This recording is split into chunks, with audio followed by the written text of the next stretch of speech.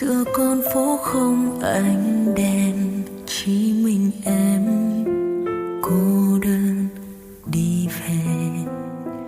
Cắn thật chặt bờ môi để giấu hết những nỗi buồn, những nỗi buồn em chẳng hề biết tên. Đến bây giờ hình như em cũng đã quen một mình, cứ như vậy rồi không cần ai nữa.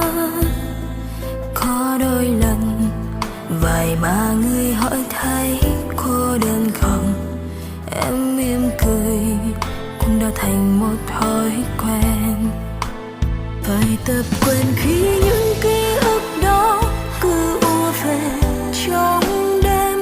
Đôi lần quên ngỡ anh vẫn kề bên, rồi tự nhiên nước mắt cứ rớt xuống đau buốt tận con tim.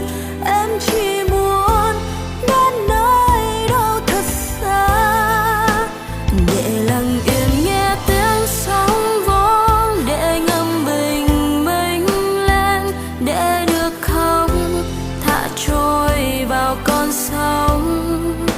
Chợt nhận ra em quá yếu đuối, sao cứ phải tiếc nuối, để niềm vui dần tan theo tiếng cười.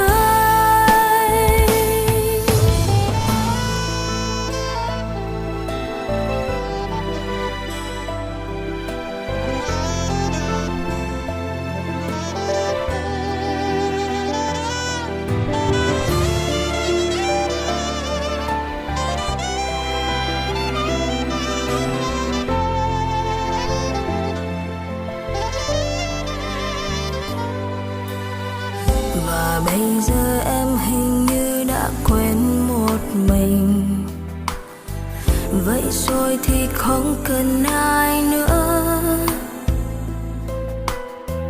Vài ba người hỏi em có cô đơn không, mỉm cười giờ cũng thành thói quen. Phải tập quen khi những ký ức đó cứ ùa về trong đêm. Đôi lần quên ngỡ anh vẫn kề bên, rồi tự nhiên nước mắt cứ rớt xuống đau buốt tận con tim. Em chỉ muốn đến nơi đâu thật xa để lặng yên nghe tiếng sóng vỗ, để ngắm bình minh lên, để được không thả trôi vào con sóng. Chợt nhận ra